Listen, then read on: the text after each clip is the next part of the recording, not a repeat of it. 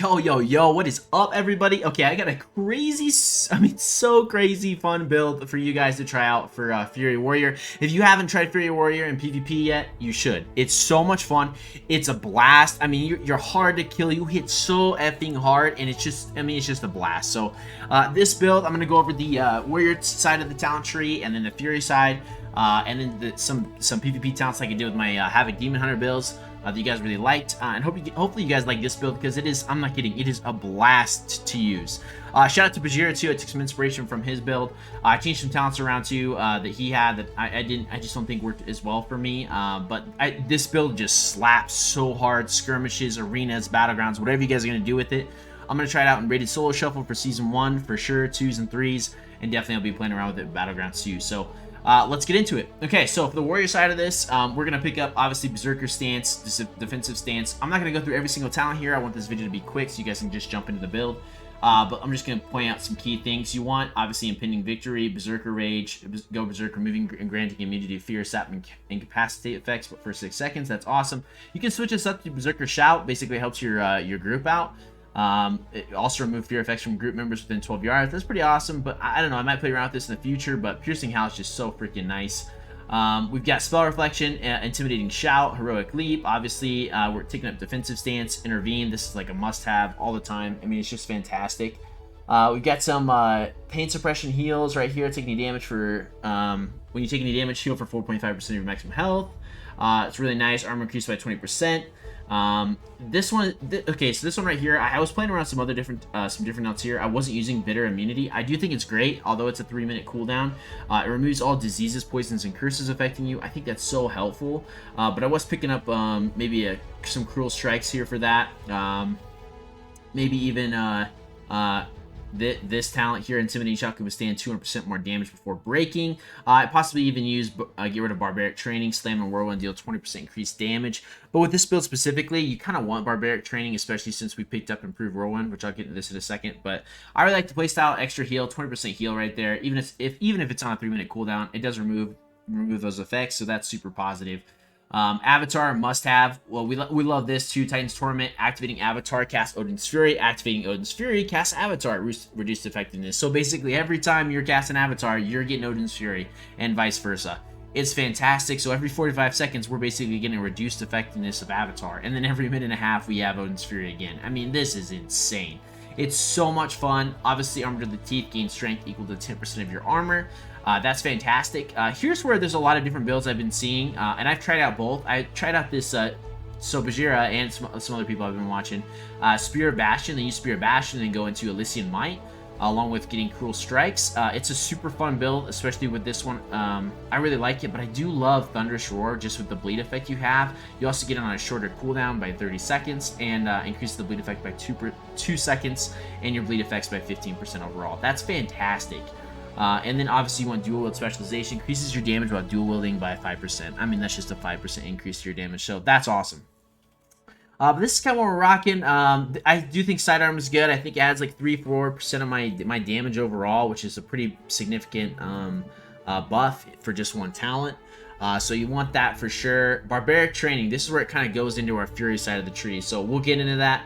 But if you guys wanted to try out Spear Bastion is super fun. It's a lockdown for a target, might be really viable in some team comps and arenas. I would just switch these over from Thunderous Roar, Uproar, and Thunderous Words to Spear Bastion over here to Piercing Verdict. And obviously you lose Wild Strikes, which is a haste haste decrease for you, and we want haste, so it's up to you. Maybe play around with both, see what you guys like. Alright, so Fury side. This is pretty basic here, so we're taking almost the whole side of the left side of the tree here, really going into our auto attacks and Annihilator. This is huge for us. Your auto attacks deal an additional 853 physical damage, generate 4 rage. Basically, we're just on our targets all the time. That's why we're prioritizing haste. For this build, you want to do haste and verse for sure. If you have extra pieces you can pick up, you're going to do critical strikes. Critical strike. So we got Storm of Swords, we got Annihilator, we got Odin's Fury, obviously. I picked up Dancing Blades. Odin's Fury increases your auto attack damage and speed by 30% for 10 seconds. I really like this, especially how it plays in Annihilator, but you could switch this for Titanic Rage, and then maybe drop an extra talent here to pick up in Meat Cleaver, because we are using our improved Whirlwind. This is pretty big. Whirlwind causes your next 2 single strike attacks to strike up to 4 additional targets, 50% damage. That's pretty good, but when it ties into, for one, improved Whirlwind, Storm of Swords, Whirlwind has a 7-second cooldown, but deals 70% increased damage, so that's even more damage than we have right here. Stamina Whirlwind deal 20% increased damage, so for Battlegrounds, and we're just cleaving to other targets in arenas, this is fantastic. It really plays into each other, especially with Odin's Fury and Avatar casting Odin's Fury again. Thunderous Roar. I mean, we are heavy cleaving everything in our path. It is crazy. It was a little bit different for me to get rid of kind of not playing Raging Blow, like having an extra button to press, but you really don't need it. You're constantly on these targets. You are ramming into them. It is freaking insane. But I do think you could pick up Meat Cleaver, maybe get rid of Slaughtering Strikes, even though I really like it. I think it's a huge benefit. Maybe even drop Vicious Contempt, but again, I think you want this. You could even drop, if you wanted to get rid of Improved Whirlwind, get rid of this. Maybe put another something into Vicious Contempt here.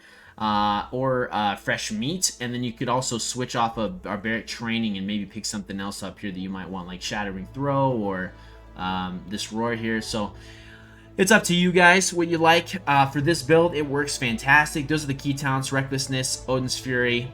We're going to here Annihilator. We're picking up Recklessness, Abandon, Reckless Abandon, and then we're doing Unbridled Ferocity. Rampage has a 20% chance to grant Recklessness for 4 seconds. I saw some people taking this off and picking up Meat Cleaver for Battlegrounds, so you guys can play around with that and see what you like. This build right now, fan-freaking-tastic. It is so much fun. Single target, you are training down healers, you're training down targets. I mean, we're beating Guardian Druids. I know, it's unbelievable. Thank God they're getting nerfed on Tuesday. But, I mean, we're beating them 1v1, we're beating 1v2s. I mean, we're winning 1v2s with this build. It is crazy. You got tons of healing, tons of constant damage, tons of pressure. It's a blast.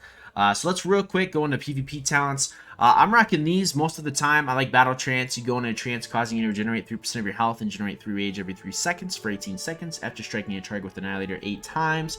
Attacking a new target with Annihilator will cancel this effect. I still think it's really good. Slaughterhouse, fantastic. Is getting a little bit of a nerf, but that's okay.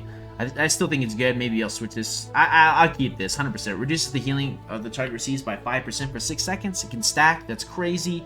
I can't remember the nerf off the top of my head, but it's obviously in the WoW head, so you guys can check that out. Warbringer, I switch this one off pretty often. These are almost mandatory talents I take every time. Warbringer is nice. Once you charge, you root the enemy. Especially if we get double time, increase the maximum number of charges by 1, reduces cooldown by 3 seconds. It's really nice to have Warbringer. Especially if you're just going after targets left and right, rooting them in place real quick. It's awesome. But you could switch this up. I think you could go maybe Death Sentence if you wanted to. Disarm.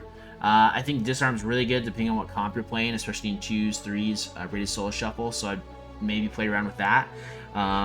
I think Enduring Rage is also good. Enduring Rage increases the duration of a rage effect by 1 second, and your Annihilator damage extend the duration of your rage by 0.5 seconds. That's really good. I love that.